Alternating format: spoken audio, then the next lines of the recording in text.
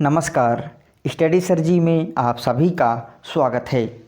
आज हम इस वीडियो में एनसीईआरटी की कक्षा 6ठी की हिंदी पाठ्य पूरक पुस्तक बाल राम कथा के 11वें अध्याय लंका विजय इस अध्याय के महत्वपूर्ण प्रश्न उत्तरों को पढ़ेंगे।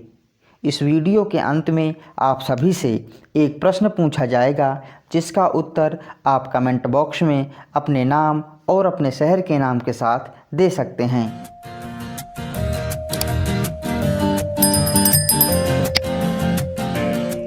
आइए वीडियो शुरू करते हैं। लंका विजय इस अध्याय का सबसे पहला प्रश्न है, सुग्रीव ने युद्ध के बारे में वानरों को क्या संबोधित किया। इस प्रश्न के उत्तर में हम लिखेंगे, सुग्रीव ने युद्ध के बारे में वानरों को यह संबोधित किया कि युद्ध भयानक होगा, इसलिए केवल वही सैनिक जाएंगे जो शारीरिक और मानसिक रूप से स्वस्थ हैं। जो दुर्लभ हैं वो यहीं रुक जाएं। अध्याय का दूसरा प्रश्न है, दिन रात चलकर सेना ने कहाँ पर डेरा डाला। इस प्रश्न के उत्तर में हम लिखेंगे, दिन रात चलकर सेना ने महेंद्र पर्वत पर अपना डेरा डाला। आइए अब इस अध्याय के तीसरे प्रश्न को करते हैं, लंका में राक्षसों में बेचैनी क्यों थी। इस प्रश्न के उत्तर में हम लिखेंगे, लंका में राक्षसों में बेचैनी इसलिए थी क्योंकि उनके मन में डर था कि जिसका दूत लंका में आग लगा सकता है वह स्वयं कितना शक्तिशाली होगा। आइए अब चौथे प्रश्न को करते हैं, रावण ने विभीषण को लंका से क्यों निकाल दिया। इस प्रश्न के उत्तर में हम लिखेंगे, रावण ने विभीषण को लंका से इसलिए निकाल दिया क्योंकि उन्होंने रावण से सीता को लौटाने की बात कही थी। आइए अब इस अध्याय के अगले प्रश्न को करते हैं, विभीषण ने राम की किस प्रकार से मदद की। आइए इस प्रश्न के उत्तर को लिखते हैं। विभीषण ने राम को लंका की बहुत सारी जानकारी दी। उन्होंने राम को रावण और उसके योद्धाओं की शक्ति के बारे में भी बताया। अध्याय का अगला प्रश्न है, राम ने समुद्र से क्या विनती की। इस प्रश्न के उत्तर में हम लिख सकते हैं, राम ने समुद्र से विनती की कि वह उन्हें रास्ता दे दे। समुद्र ने राम को सलाह दी कि आपकी सेना में नल नाम का एक वानर है जो पुल बना सकता है। अध्याय का 7वां प्रश्न है, लंकारोहण के लिए किसने और कितने दिनों में पुल तैयार किया।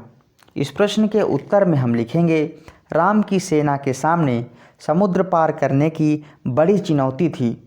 लंकारोहण के लिए नल ने 5 दिनों में पुल तैयार कर दिया। अध्याय का अगला प्रश्न है, राम ने अपनी सेना को 4 भागों में क्यों बांटा। इस प्रश्न के उत्तर में हम लिखेंगे, राम ने अपनी सेना को 4 भागों में बांटा क्योंकि लंका के 4 द्वार थे और चौतरफा आक्रमण करना था। अध्याय का 9वां प्रश्न है, मेघनाद कौन था और उसकी क्या विशेषताएं थी। इस प्रश्न के उत्तर में हम लिख सकते हैं, मेघनाद रावण का ज्येष्ठ पुत्र था। वह मायावी था और किसी को दिखाई नहीं पड़ता था। वह छिपकर युद्ध करता था। अध्याय का 10वां प्रश्न है, मेघनाद मैदान छोड़कर महल की ओर क्यों दौड़ा।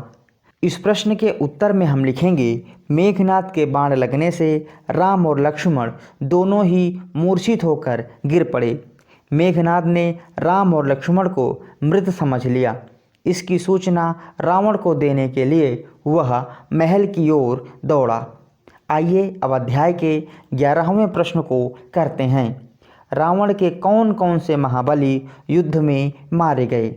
इस प्रश्न के उत्तर में हम लिखेंगे, धूम्राक्ष, वज्रदृष्ट, अकंपन, निकुंभ, देवांतक, नरांतक, त्रिशिरा और प्रहस्त मारे गए। अध्याय का 12वां प्रश्न है, कुंभकर्ण कौन था। कुंभकर्ण की मृत्यु कैसे हुई। इस प्रश्न के उत्तर में हम लिखेंगे, कुंभकर्ण रावण का भाई था। वह एक महाबली था जो 6 महीने तक सोता था। कुंभकर्ण की मृत्यु रणभूमि में राम और लक्ष्मण के बाणों से हुई। अध्याय का 13वां प्रश्न है, मेघनाद को किसने मारा? इस प्रश्न के उत्तर में हम लिखेंगे, मेघनाद को लक्ष्मण ने मारा। आइए अब अध्याय के अगले प्रश्न को करते हैं। विभीषण को राम की सेना में देखकर रावण क्यों उबल पड़ा? इस प्रश्न के उत्तर में हम लिखेंगे, विभीषण को राम की सेना में देखकर रावण इसलिए उबल पड़ा क्योंकि उसके लिए एक छोटे भाई का विश्वासघात और देशद्रोह था। अध्याय का 15वां प्रश्न है, बाण लगते ही लक्ष्मण की क्या दशा हुई और उसकी चिकित्सा किसने की?